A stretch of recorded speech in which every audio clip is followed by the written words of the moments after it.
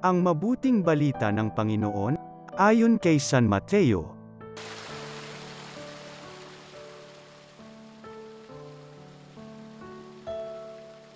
Noong panahong iyon, umalis ang mga Pariso at pinag-usapan kung paano nila masisaylo si Jesus sa kanyang pananalita. Kaya pinapante nila sa kanya ang ilan sa kanilang mga alagad, kasama ang ilang tauhan ni Herodes. Sinabi nila, "Guro, nalalaman naming kayo'y tapat, at itinuturo ninyo ng buong katotohanan ang ibig ng Diyos na gawin ng mga tao.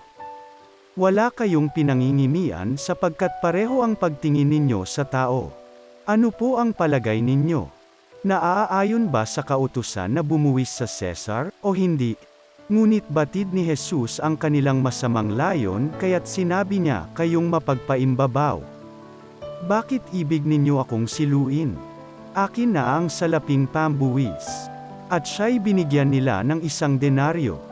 "Kaninong larawan at pangalan ang nakaukit dito?" tanong ni Jesus. "Sa Cesar po," tugon nila. At sinabi niya sa kanila, "Kung gayon, ibigay ninyo sa Cesar ang sa Cesar, at sa Diyos ang sa Diyos." Ang mabuting balita ng Panginoon.